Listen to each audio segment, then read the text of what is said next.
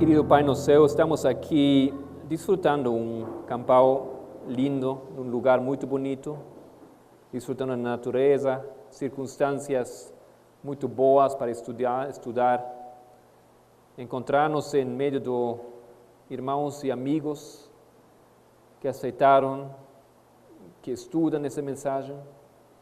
Querido Senhor, não é assim em todos os lugares. E queremos colocar frente de você esse pedido de apoiar, ajudar os intentos, o esforço da irmã Lara lá em Joinville, para que, se você quiser, nós poderíamos ir lá também e compartilhar essa mensagem com todos aqueles que buscam a verdade. Por favor, ajuda, isso te queremos pedir. E também esteja conosco mais uma vez nessa hora, guia nosso estudo, por favor. Por Jesus, amém.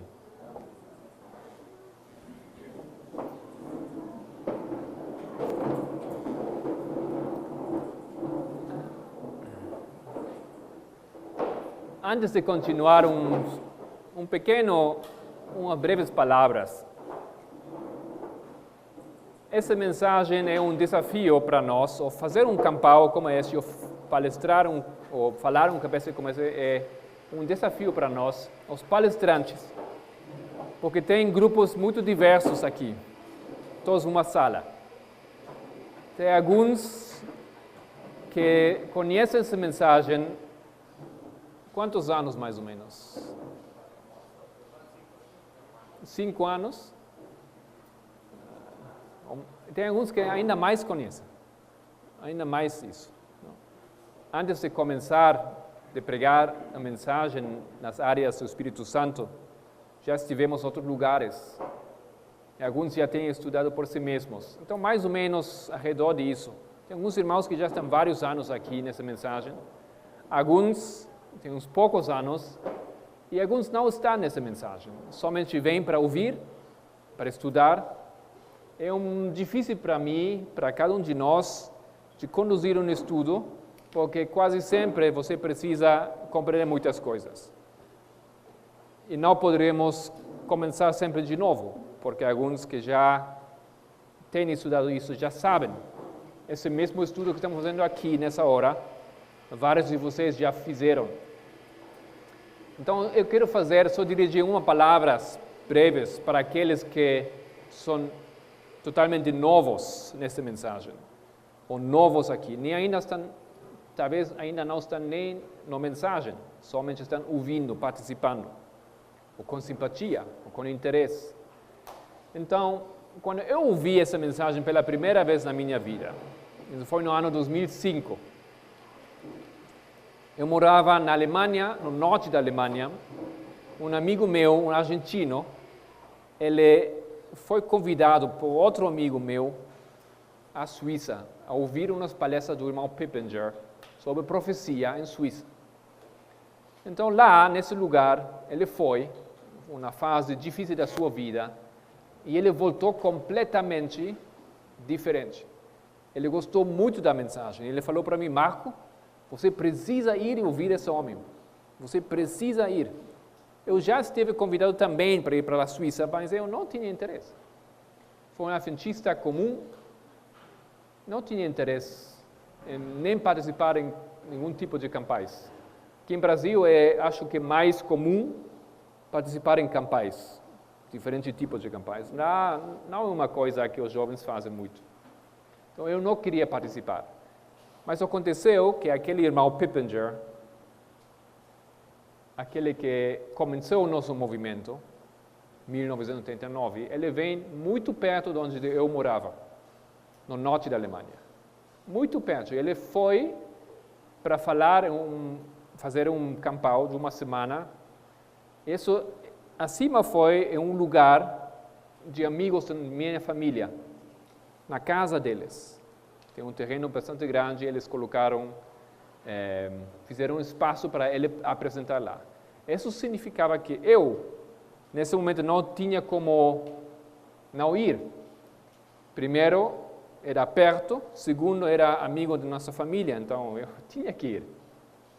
E não era que eu era completamente resistente a ir, mas simplesmente não tinha interesse. Eu lembro que o meu irmão Aurélio também foi comigo lá. E o Gabriel também. Isso foi juntos, nós juntos escutamos a primeira vez essa mensagem. Foi exatamente na casa de um muito bom amigo de Gabriel. Então ele foi lá.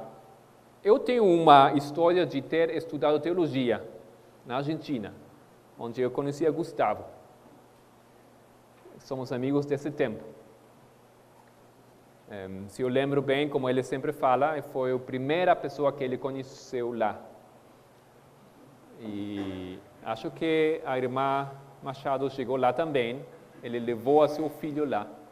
Eu não lembro muito, mas eu tinha visto ela lá nesse tempo também. 1995. Mais uns 10 anos antes. Ok, já somos velhos. Então, quando eu assisti esse campal, 2005, fins do ano, lá, não foi muito fácil, porque eles colocaram uma tenda, ou como vocês falam, uma tenda. Estava chovendo, fazia barulho, mas eu me sentei na última fila, como meus irmãos agora estão fazendo também. Bem atrás, né? Na verdade, na última fila. Porque eu não queria aparecer lá, não uma coisa assim cool. Estava lá atrás ouvindo. Na verdade, não esperava muito, mas como meu amigo me convidou e como a circunstância era assim, eu fui. O que eu lembro até hoje em dia, que aquele irmão falou coisas que eu não entendia. Eu não entendia nada. E isso foi justamente o que foi o interessante para mim. Porque eu tinha estudado teologia. Como é possível que alguém que fala teologia, estudou teologia, não compreende uma palestra teológica? Eu não compreendia coisas que eu já entendia que eram básicas do Adventismo. Falava dos 3 mensagens angelicais. Que é isso? O adventista moderno não sabe que é isso. Simplesmente não sabe. Eu lembro ter visto os 3 anjos como uma escultura, arte, em uma igreja na parede. Eu sei isso, mas eu não sabia nunca o que significava isso, esses anjos lá. Hoje em dia na igreja já tirou isso, não tem mais isso lá. Ele falou do Islã na história. Não entendi nada disso. Ele falou de vários tempos proféticos. Não entendia nada disso. Mas o que eu entendi foi que as coisas que ele falou eram lógicas. Isso sim. Dava para mim de seguir a lógica a certo ponto na palestra. Uma vez em casa, eu queria repetir algumas coisas com amigos, com família, mas eu não conseguia de lembrar como funcionava aquela lógica. Então eu fiquei assim, com interesse despertado. E talvez uma coisa assim, similar à experiência de alguns de vocês aqui. Não deveriam ficar chateados ou desapontados se vocês não compreendem as coisas. Muitas vezes eu falo, e talvez isso é ruim de falar assim. Vocês já sabem, vocês já ouviram, vocês já estudaram isso. Eu sei que não todos de vocês já fizeram isso. Não estou falando aqueles que, na verdade, eu sei que já falaram, ouviram e mesmo ensinaram as mesmas coisas. Mas não quero desalentar a vocês. Acho que o que eu estou apresentando não é muito difícil. Vocês que já estão na mensagem sabem, compreendem que não é nada difícil. Mas para outros pode ser uma coisa que não compreendem quase nada, porque são datas, são eventos que nem ouviram antes. Ok? Então, se eu lograria, pelo menos, despertar o interesse, ou pelo menos apresentar algo que vocês acham que é lógico, isso seria já muito bom. Vocês têm que ouvir as coisas. A Bíblia nos dá o mandato de ouvir. E depois você tem que decidir sobre isso. Pode ser verdade. O que aconteceria se é verdade? Pode ser importante. E talvez o testemunho de todas as outras pessoas que estão aqui pode dizer algo para vocês que Eles não estão aqui só por nada, só porque não tem que fazer nada com seu tempo. Eles estão aqui porque têm uma convicção. Essa mensagem muda a vida de nós. Isso é assim. E mesmo se parece nesse momento, ou às vezes, complicado ou innecessário, para que eu preciso compreender a história daquele irmão Snow? Para quê? Para que preciso compreender aquelas datas? Nem estão na Bíblia essas datas. Por que isso é importante? Mas se você inicia um processo de curiosidade na mensagem profética, você vai chegar a um ponto onde você descobre que isso sim é muito importante para nós. E quem que fala essas coisas não sou eu. Eu não tenho a capacidade intelectual. Mesmo se tivesse uma capacidade intelectual muito grande, muito forte, não daria para compreender a profecia. É somente Cristo que faz isso, que nos ajuda a ver essas coisas, a descobrir essas coisas. O que eu estou compartilhando aqui, melhor que eu, o irmão Tabo, que vocês vão ouvir na tarde, poderia compartilhar. Porque ele formou, ou ele teve parte no descobrimento dessas coisas. Ele trabalha muito na África. Lá na África, um grupo, eles compreenderam essas coisas que estamos aqui compartilhando. Tem muitos grupos como esses em outros lugares do mundo, estudam essas coisas. Bom, isso eu somente queria dizer para ajudar aqueles que também são novos, ou que estão com dúvida, ou que não veem a lógica dessas coisas, ou a lógica, mas talvez podem ver a lógica dentro da estrutura que estamos apresentando. Talvez falta a aplicação, mas tomam-se um pouco de tempo e procuram ver se o que estamos falando faz sentido, pelo menos dentro do contexto dessa hora. Se faz sentido para suas vidas, você tem que descobrir em oração com o seu Senhor, ok? Então voltamos aqui, e somente queria aclarecer um detalhe. Obrigado, um irmão que me lembrou isso. Já percebeu que talvez foi um erro pequeno, mas falando das festas, cada vez que eu chego a esse ponto na palestra, eu lembro que eu queria estudar esse ponto um pouco mais em detalhe, mas quando estou saindo de um campo, eu esqueço de estudar isso. Não é uma coisa difícil, mas eu falei de que tem festas aqui. Festas da primavera e festas de outono. Eu coloquei como a última festa, parecia que coloquei aqui a sétima festa sendo a festa da expiação, do tabernáculo, mas não é a última, é a sexta, ok? Estava consciente disso, mas não saiu bem aqui de maneira gráfica. Então, essa festa é o grande dia da expiação, é a sexta festa. A sétima foi dos tabernáculos, não? A festa dos tabernáculos. E aqui tem dois mais que seguro alguns de vocês lembram bem, mas eu não entrei em explicar todas as festas, ok? Somente isso aqui.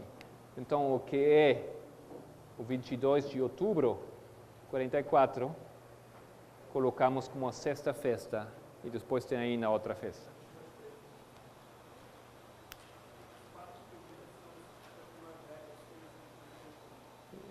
Ok. Sim, esses 4 são de primavera. Eu coloquei 3 porque Helena White fala somente de Deus, de 2, e Damsek fala de 3, mas você me lembra que são 4, não? Tem 3 no outono. Ok. Vamos continuar então com o nosso estudo aqui na página 69. Estivemos falando do ponto 5, o quinto trovão, à meia-noite no tabernáculo do Boston. E não cheguei a explicar bem o que aconteceu lá nesse momento.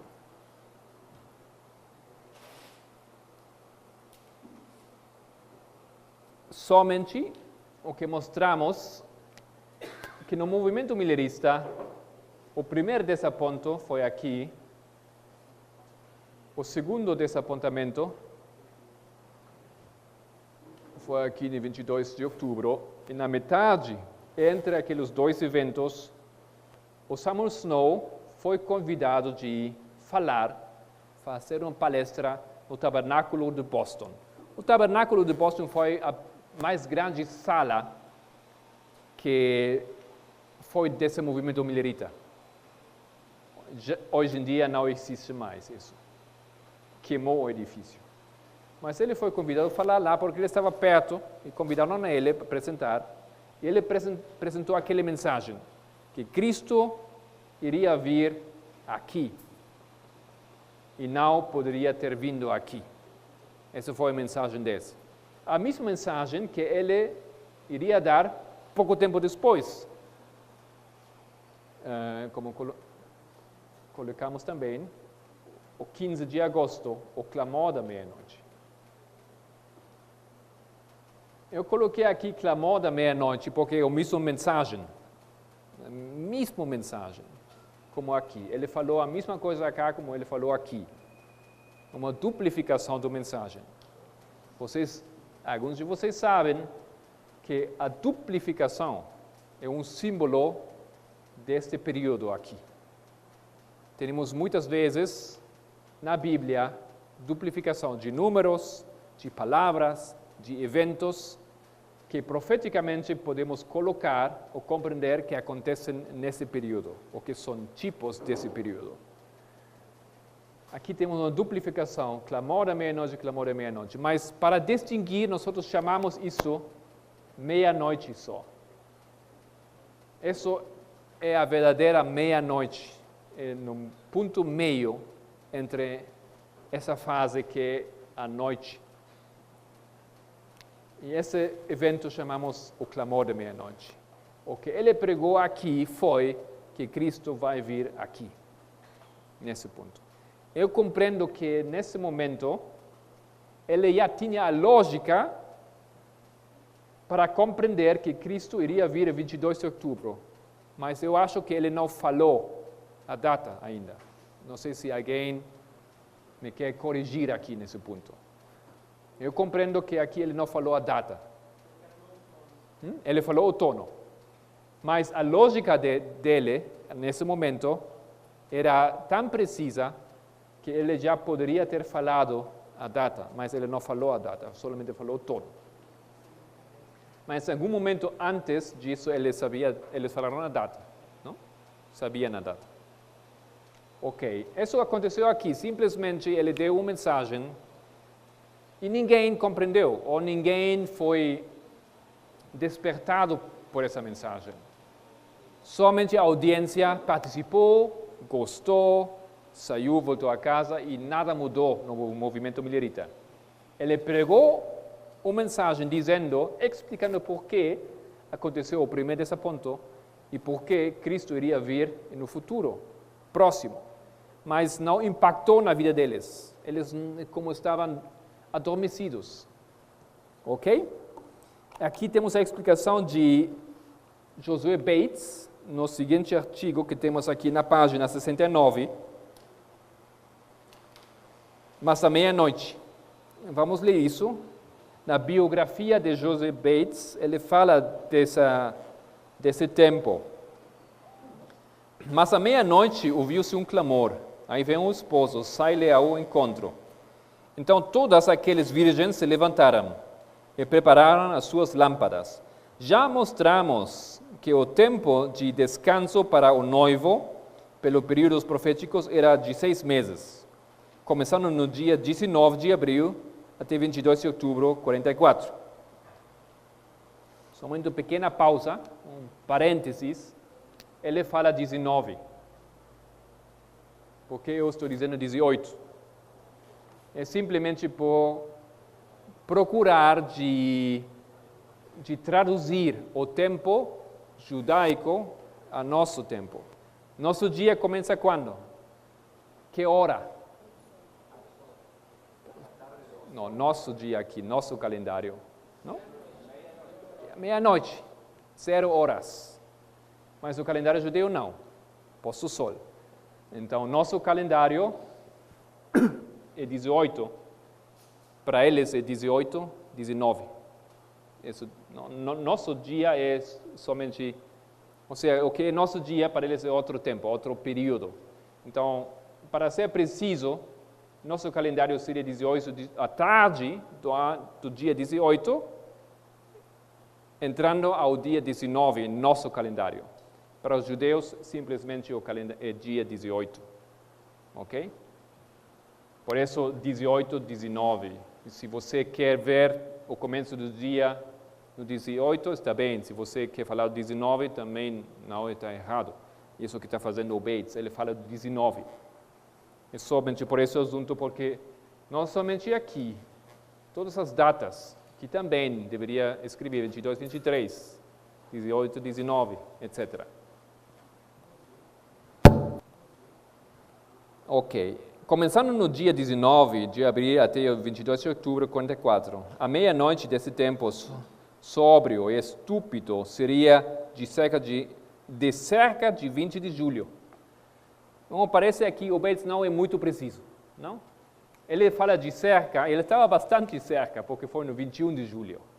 Ele fala de cerca de 21 de julho, Samuel Snow deu o verdadeiro grito da meia-noite no tabernáculo de Boston. Temos outras fontes, outros textos, que mais preciso dizem que isso foi no 21 de julho. E tem que ser o 21, porque é, na verdade, a metade entre aquelas duas datas.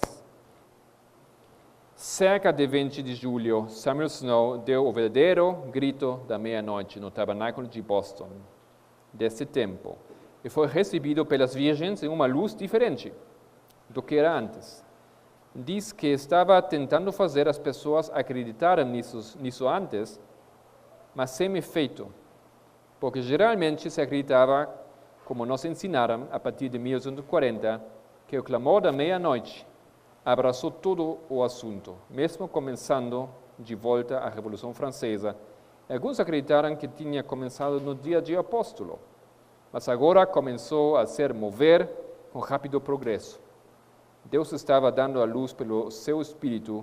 Lembro-me de alguns como que conversei, que relataram a maravilhosa maneira em que foram levados a examinar esse assunto antes que eles o ouvissem. Então, ele dá um testemunho aqui, que antes disso, já vimos isso lá, Snow procurou de convencer, de testemunhar, de explicar por que Cristo vai vir no outono, mas não compreenderam. Aqui já foi diferente, já começaram a estudar, vários irmãos, mas ainda não foi como iria ser uns poucos dias depois, aqui em agosto. Isto é a meia-noite. Ponto número 6, a reunião da campanha de Exeter. Bom, não temos aqui um texto, tem vários textos de profecia sobre essa data, mas o campal do Exeter foi nesse dia aqui, 15 de agosto. Na verdade, o campal foi desde o dia 12 até o dia 17. Mas no dia 15, o Samuel Snow pregou essa mensagem novamente. E se vocês querem ser ainda mais corretos, ele pregou na noite do dia anterior, 14. Ele chegou à noite. Ele pregou ele explicou a mensagem aos irmãos. Mas como foi noite e como estavam cansados, convidaram ele de falar novamente o seguinte dia. Ele então pregou 2 vezes. Temos uma duplicação aqui nesse mesmo dia. Mas é o 15, porque foi noite e foi dia, já foi o dia 15, quando ele pregou essa mensagem. A mesma mensagem que ele deu aqui, o clamor da meia-noite. E o clamor da meia-noite, queridos irmãos, não é outra coisa que a mensagem que o esposo iria vir no 22 de outubro. Ou como eles falaram,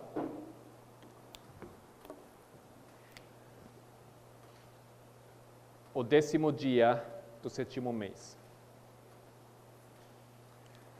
Agora, somente quero mencionar uma coisa aqui.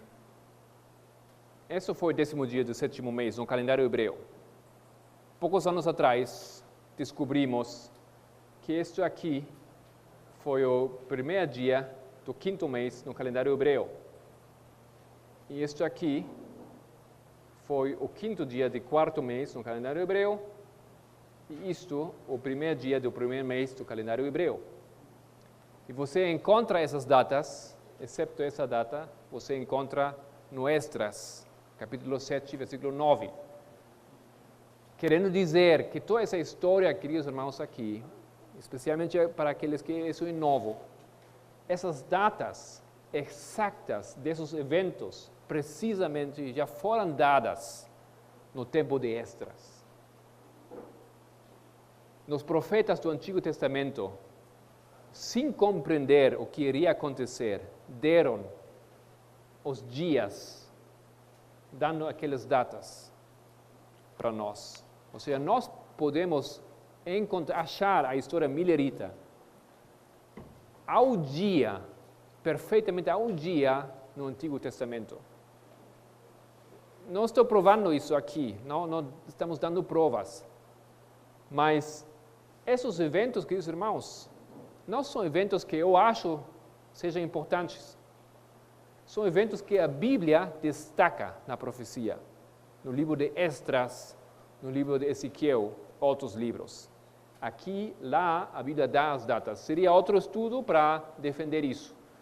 Mas somente para nos conscientizar que isso aqui não são simplesmente datas interessantes na história, na cronologia de nossa igreja.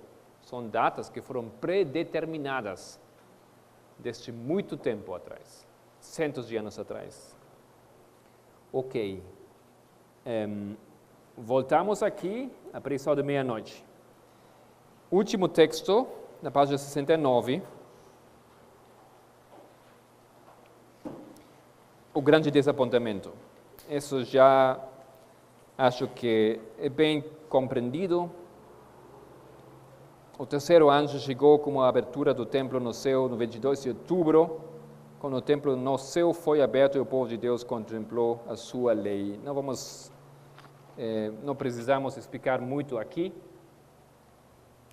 O 22 de outubro, quando eles compreenderam o cumprimento da festa, dessa festa aqui, a festa da expiação, o grande dia da expiação, o Yom Kippur, se cumprir, nesse dia, o que aconteceu foi nada que eles poderiam ver com seus olhos. Por isso foi o segundo desapontamento. Não aconteceu nada. Eles acharam, porque Cristo não tinha vindo, não desceu para a sua segunda vinda aqui. Mas depois eles iriam compreender que ele entrou no lugar santíssimo, na verdade. E aqui começa outra fase da história com o seu povo. Okay? Mas isso é o segundo desapontamento. E isso fecha aqui a lógica desses eventos. 22 de outubro. Esses são 7 eventos na história de Snow. E Snow é importante, o que ele fez foi importante de compreender aqueles eventos. É somente por ele compreender, adicionar algo, trocar algo na mensagem de Miller, para eles descobrir a vinda de Jesus ao lugar santíssimo. Fundamento, bloco importante para a nossa fé adventista. Sem isso não teria adventismo. Não nós estaríamos aqui. E se fazemos uma breve aplicação disso para nós,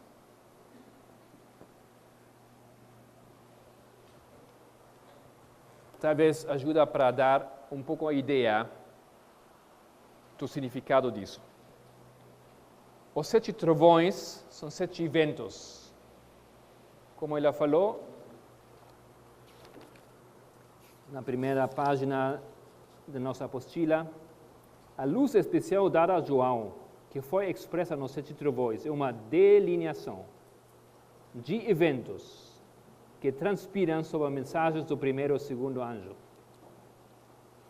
Agora, o que falta aqui é outro parágrafo anterior, onde ela fala duas coisas. Ellen White fala que os Sete Trovões foram ou era uma delineação de eventos nessa história. Mas ela também fala outra coisa que parece ser contraditório.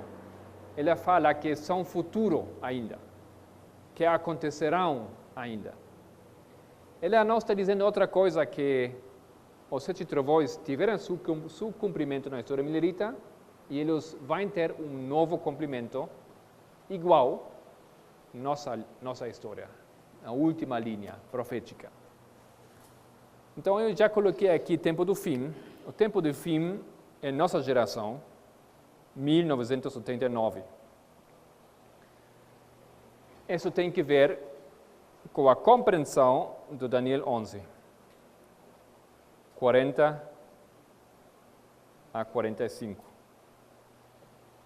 Com isso começou o movimento.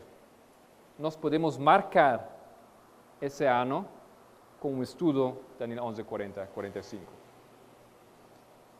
Esse é nosso tempo do fim. Começou a última geração sobre essa terra. Nós participamos dessa história aqui. Primeiro trovão. Segundo, que seria Snow, o que aqui acontece é um aumento de conhecimento. Marcamos isso em 1992. E vocês têm os títulos aqui, paralelo, agora na página 64, aumento de conhecimento, em 1992. Foi quando nossa história, um irmão nos Estados Unidos, irmão Pippin, já falei dele, ele compreendeu isso aqui. Nesse ano, ele compreendeu. Ele começou seus estudos sobre Daniel 11, ele chegou a compreender. Mas o que ele compreendeu ficou um pequeno círculo. Não foi divulgado. Ele nunca queria divulgar as suas ideias, não tinha essa perspectiva. Mas aqui, igual como na história do Snow, no seguinte ano, 1996, 95,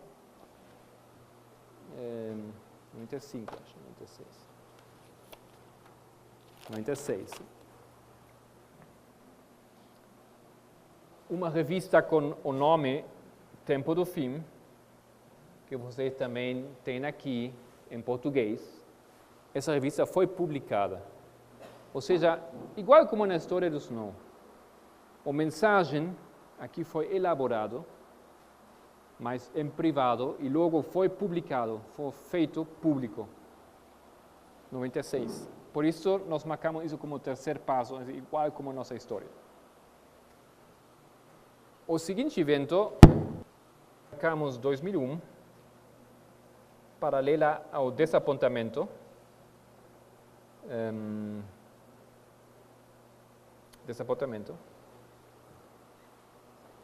Não coloco todos os títulos aqui, vocês têm na revista. Formalização da mensagem, isso é aumento de conhecimento, formalização da mensagem, isso é desapontamento. Porque da mesma maneira, nosso movimento aqui podemos marcar um desapontamento. É outro estudo de defender essa linha aqui. Mas a maioria de vocês que estão aqui compreendem e acreditam nesses eventos. É por isso que eles estão ouvindo essa mensagem, por isso eles estão compartilhando e estudando essa mensagem. Porque compreendem que nós estamos vivendo um tempo que repete a história dos mileritas. E que nós temos sinais que se cumpriram e que marcam que nós entramos na última fase dessa história. Uma fase que a Bíblia descreve em detalhe, em passos, em eventos exatos. Estamos aqui, já passamos isso, já passamos essa história também. 11 de setembro.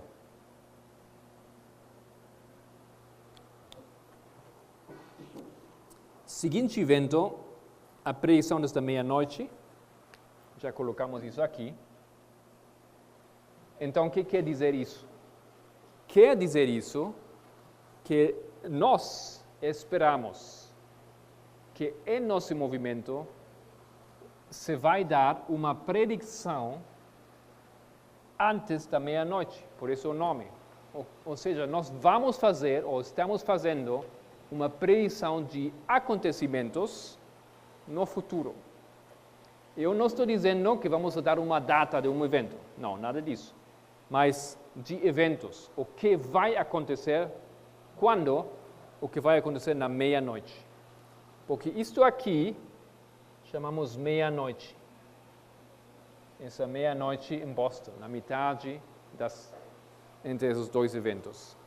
Isso é clamor da meia-noite, isso é a lei dominical, o decreto dominical. Nós estamos aqui.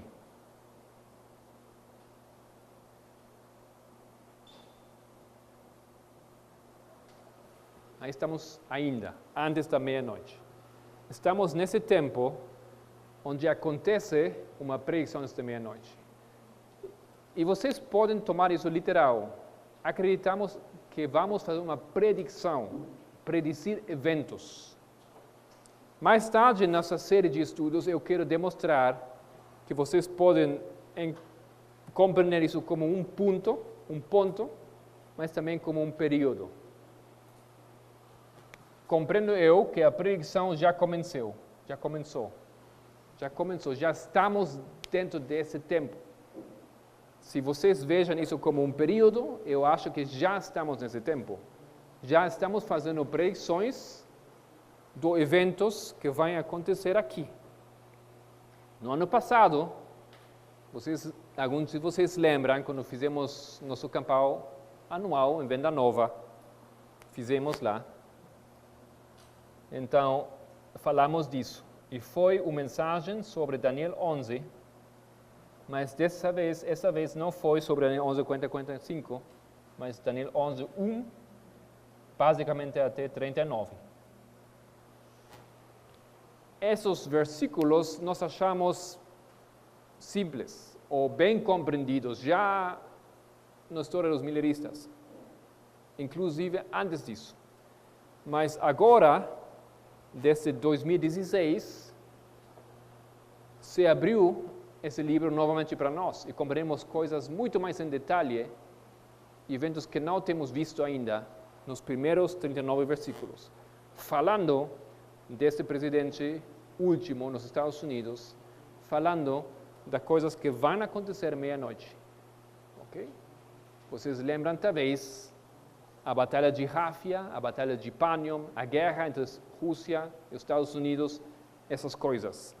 Isto forma parte da predição antes da meia-noite. Já estamos dando aquela predição antes da meia-noite. Alguns de vocês, como já falamos muitas vezes, não compreendem isso, não têm estudado isso. Mas somente talvez isso pode despertar o seu interesse. Se isso for certo, o que significa isso? Estamos aqui, falta muito pouco, estamos perto aos eventos finais. Vocês mesmos poderiam provar o que nós estamos ensinando bem em breve com os eventos que vão acontecer. Estamos convencidos que esses eventos vão acontecer, eventos na história. Mas nessa hora não estamos falando exatamente desses eventos. Precisamos uma semana mais para falar disso. Ok, e no final seria o decreto dominical. E o decreto dominical, um significado desse decreto é que aqui se fecha a porta para os adventistas. Por isso, eu queria que orássemos para os irmãos lá em Joinville, que não querem ouvir a mensagem, ou para aqueles que querem, mas nem sabem da mensagem, ou para aqueles que gostariam, mas não têm a possibilidade por esse momento. Temos uma mensagem para o povo adventista. A porta se fecha para eles aqui. Se vai fechar. Para nós, Isso é outro detalhe para aqueles que já compreendem aquela mensagem. A porta se fecha aqui, na meia-noite. A porta de graça. Okay? Deus está fazendo um trabalho agora entre nós. E por isso a mensagem que o Parmenas está trazendo é crucial, tão importante. Não é somente compreender linhas e eventos históricos. Tem que ter um impacto em nossas vidas. E tem que produzir em nós um estado de perfeição. É isso que a Bíblia ensina. Temos que ser perfeitos antes desse momento. E se isso é assim, queridos irmãos, mesmo se vocês não veem a lógica ainda, mas se for assim, essa mensagem é simplesmente por isso importante, porque nos ajuda a compreender onde estamos. E se você sabe onde está, você se comporta diferente. Você pode se comportar diferente. Nós somos assim.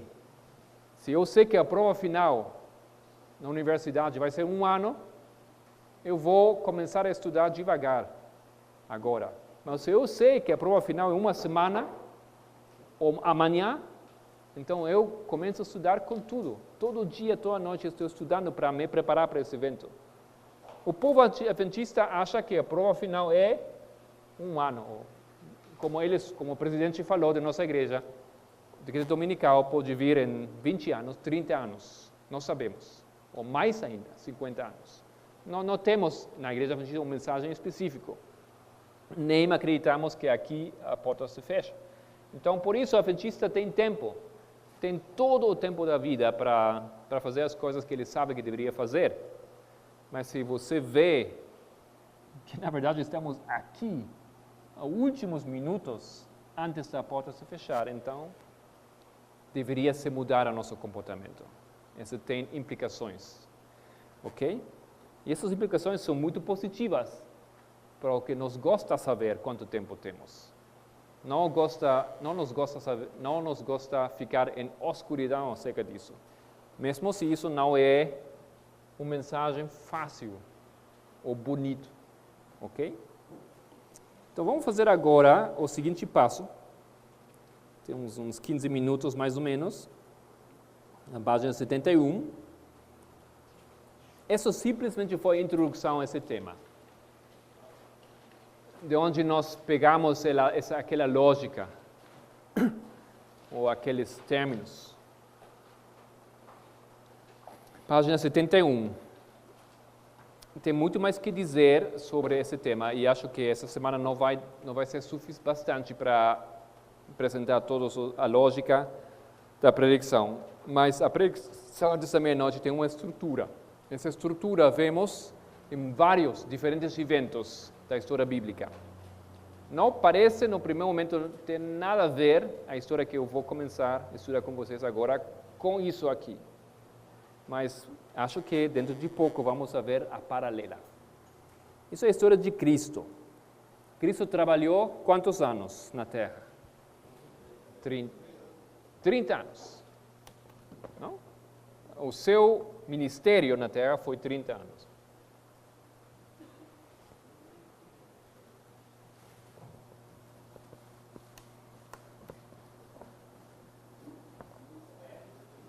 Ministério.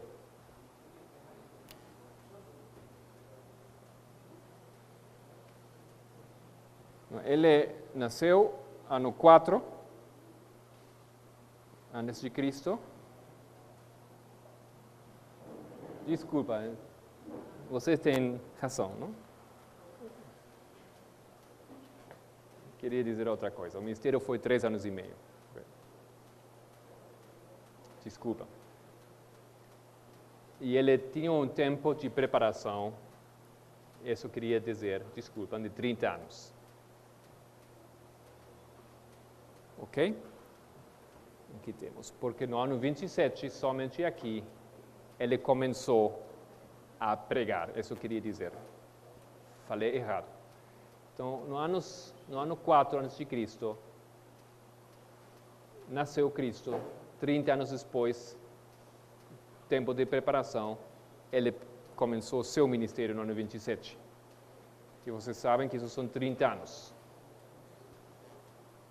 Bom, vamos ler aqui o texto do Espírito de Profecia, tomo 2, página 102. A vida futura de Cristo foi planejada antes dele. Seu poder divino tinha sido ocultado. Ele tinha aguardado em obscuridade e humildade por 30 anos. E não teve pressa de agir até que o tempo determinado chegasse. Mas Maria, no orgulho de seu coração, ansiava por vê-lo provar aos convidados que ele realmente era o honrado de Deus.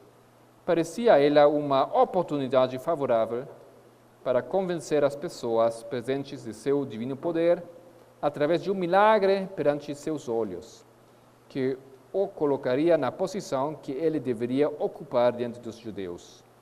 Mas ele respondeu que sua hora ainda não havia chegado. Seu tempo de ser honrado e glorificado como o rei ainda não havia chegado. Era sua herança ser um homem de sofrimentos e acostumado como dor. Então, esse tempo aqui, 30 anos de obscuridade.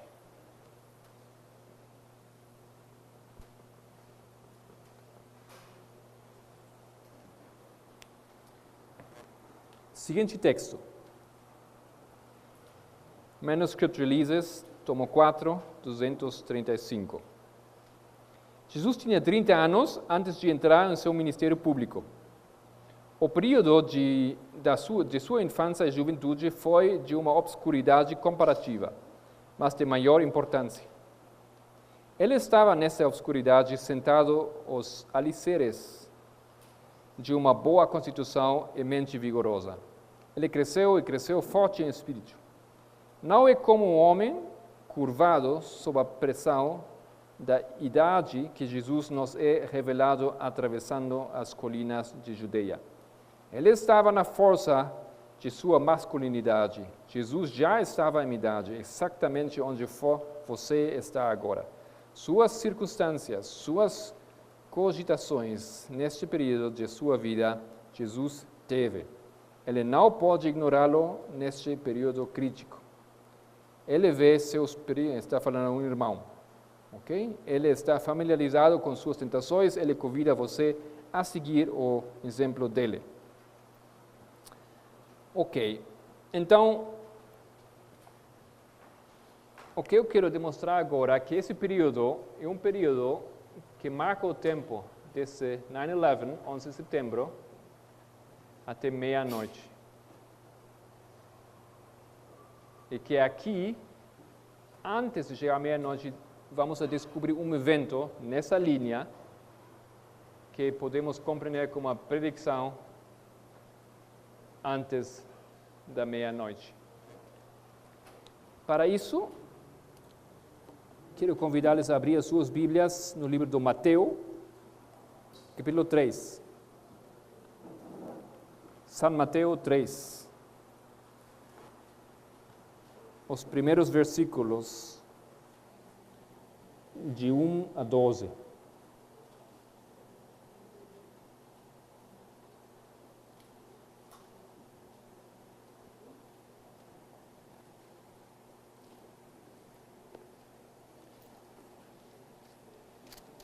Mateus 3, versículo 1. E naqueles dias apareceu João Batista, pregando no deserto da Judeia, e dizendo: arrependei-vos, porque é chegado o reino de Deus, dos seus. Porque este é o anunciado pelo profeta Isaías, que diz: voz do que clama no deserto, preparai o caminho do Senhor, e direitai as suas veredas. E este João tinha a sua veste de pelos de camelo e um cinto de couro em torno de seus lombos e alimentava-se de... Como é isso na verdade? Não. Alfarroba. alfarroba e de mel silvestre. Então ia até com ele Jerusalém, e toda a Judeia, e toda a província adjacente ao Jordão. E eram por ele batizados no rio Jordão, confessando os seus pecados. E vendo ele muitos dos fariseus e dos saduceus que vinham ao seu batismo, dizia-lhes: raça de víboras, quem vos ensinou a fugir da ira futura? Produzi, pois, frutos dignos de arrependimento. E não presumais de vós mesmos, dizendo: temos por pai Abraão. Porque eu vos digo que mesmo destas pedras Deus pode suscitar filhos de Abraão. E também agora está posto o machado à raiz das árvores. Toda árvore, pois, que não produz bom fruto, é cortada e lançada no fogo. Eu, em verdade, vos batizo com água para arrependimento, mas aquele que vem após mim é mais poderoso do que eu. Eu sou digno de lavar as suas sandálias. Ele vos batizará com o Espírito Santo e com fogo. Em sua mão tem a pá, e limpará a sua eira, e escolherá no celeiro o seu trigo, e queimará a palha com fogo que nunca se apagará. Então aqui vemos várias coisas importantes do que ele fala. Primeiro, ele faz no versículo 7 um anúncio. Vendo ele muitos dos fariseus e dos saduceus que vinham ao seu batismo, dizia-lhes: raça de víboras, quem vos ensinou a fugir da ira futura? O que foi a ira futura para o povo nesse tempo? Onde se fecharia a porta para eles?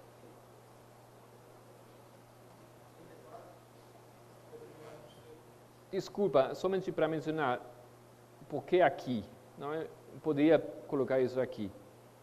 João começou o seu ministério antes de Cristo. Todos sabemos isso. E compreendemos que ele começou o seu ministério meio ano antes de Cristo. Isso aqui você poderia colocar 6 meses, pouco antes dele. E a sua mensagem, por isso colocamos aqui antes. Então, novamente a minha pergunta, a que se referia ele dizendo que a porta se fecharia? Quando se fecharia a porta para os saduceus e fariseus? O Calvário? Ou talvez alguns pensam 34? Sim e não, ok? Por quê? Ele não fala que todos aqueles que não aceitaram a mensagem do João, que iria acontecer com eles? Tampouco iriam aceitar a mensagem de Jesus. Então, dessa maneira, aqui podemos colocar uma porta que se fecharia. No momento de Jesus começar o seu ministério, para um grupo já a porta se fecharia. Porque a mensagem no João era para eles. E se eles aqui não aceitam, aqui essa mensagem tampouco iriam aceitar. Por essa maneira, colocamos aqui uma porta fechada.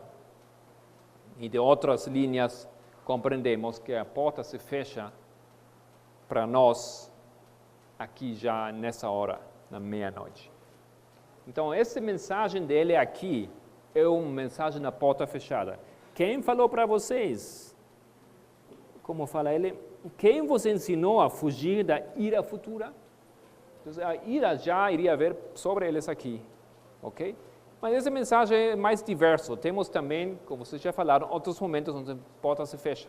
E temos outros fariseus que iriam até tempo até aqui, ok? Mas dependia da sua aceitação, a sua disposição à mensagem do João. Ok. Nesse contexto, se lemos no versículo 10, quando fala, e também agora está posta o machado à raiz das árvores, Então, o machado, nesse contexto, quem é o machado que é colocado na raiz das árvores? Se a porta se fecha aqui. Não, Jesus aqui já é colocado, ele fala. Aqui já é colocado. Então tem que ser João.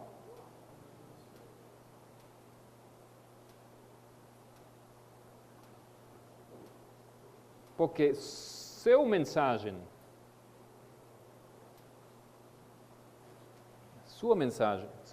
já vai derrubar aquela árvore aqui. Ok?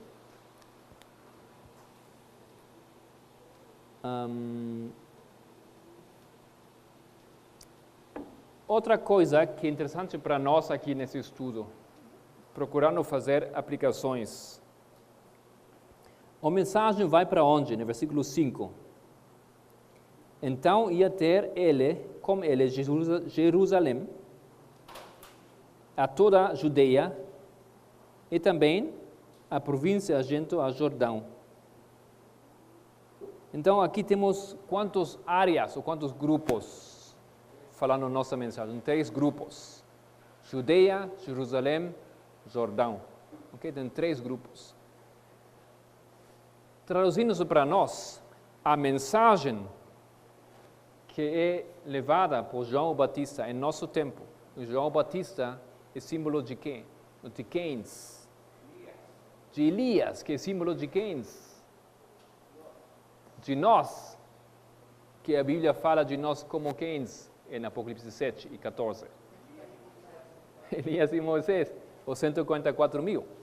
Ok?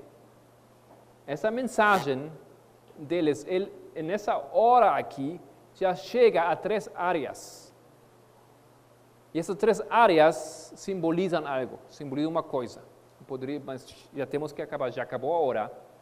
Somente quero dizer que aqui a mensagem toca 3 grupos. Os grupos que chamamos os sacerdotes, os levitas e os netineus.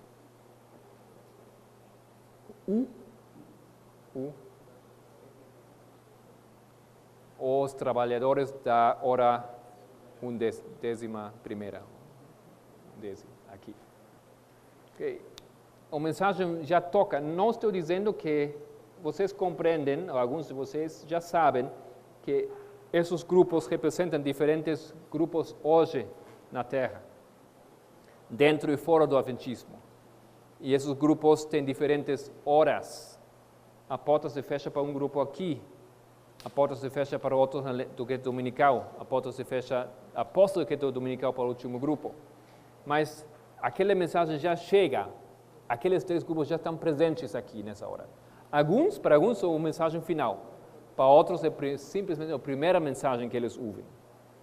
E isso é o que acontece aqui na pregação desta meia-noite. Quero começar a mudar o significado do término. Porque se nós pensamos somente em predicação, como aqui nessa história, não é tudo o que acontece nesse momento. Não somente é predizer algo. Essa é uma mensagem e tem diferentes aspectos essa mensagem. É uma mensagem que acontece aqui. E não simplesmente predizer, mas essa história ele também prediz o que iria acontecer aqui. Para fechar a hora, bem rápido, por que isso é em 11 de setembro? Por que isso é 11 de setembro? Isso é o tempo de obscuridade ou o tempo também no deserto? Por que esse tempo no deserto começa 11 de setembro? Para você não ficar em dúvida, se temos 2 minutos mais, vamos explicar isso. Podemos ir ou fechamos aqui? Pode ser. Então vamos a 1 de Samuel, capítulo 25. É bem rápido fazer isso, aqui não precisamos muito tempo. 1 Samuel 25.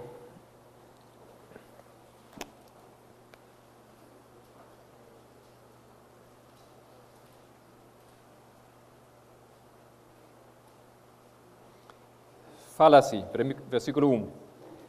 E faleceu Samuel, e todos os filhos de Israel se ajuntaram, e o prantearam, e o sepultaram na sua casa em Ramá.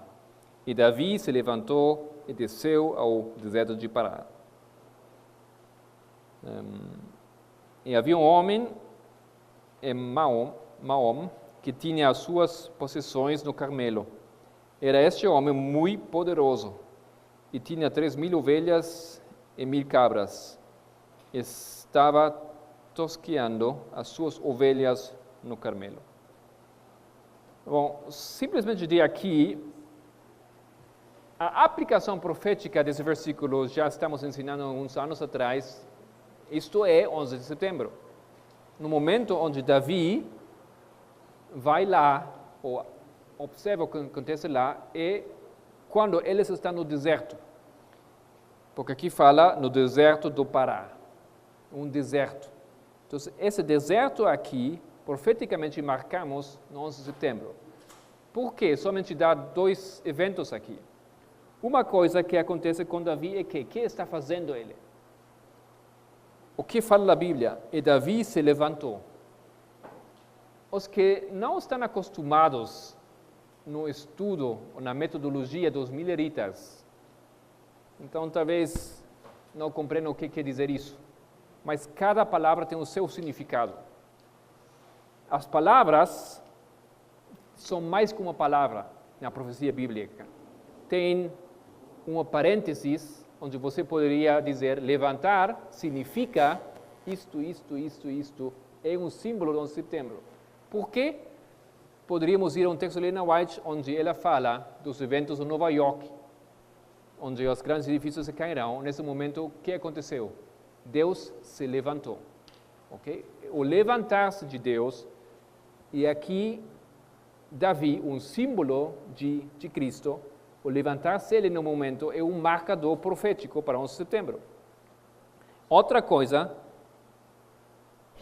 é que ele está no deserto de Pará. Esse deserto seria o que hoje em dia chamaríamos Arábia. E 11 de setembro, o evento aqui tem que ver com o Islã, que é localizado na Arábia. Então, no deserto do Pará, na Arábia, Davi se levanta, assim como Ellen White fala que no 11 de setembro Deus se levantou.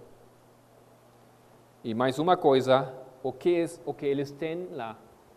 O que ele tem lá são as suas ovelhas e camelos, certo? As suas ovelhas, não, desculpa. Estou com o idioma. Ele está tosqueando as suas ovelhas. Ou seja, o que ele está fazendo, ele está produzindo os primeiros frutos, a colheita. É uma coisa que acontece também desde aqui.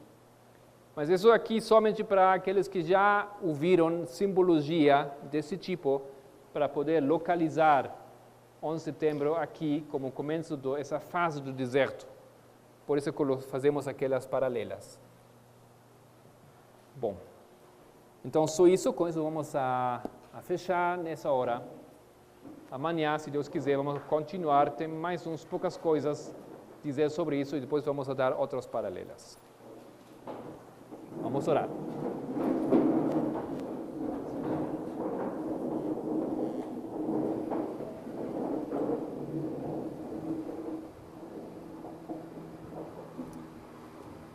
Querido Senhor, obrigado por esse sábado, obrigado por esse dia, por essa manhã de estudos.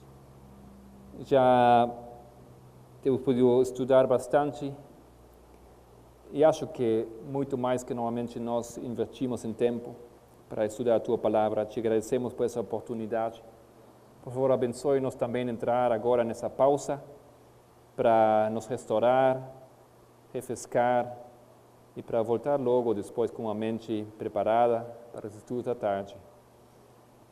Abençoe nossas conversações também. E mais uma vez queremos pedir para os irmãos a outros lugares que precisam da Tua ajuda para simplesmente poder ter circunstâncias e possibilidades para estudar a Tua Palavra. Por o nome de Jesus te agradecemos e alabamos teu coração. Amém.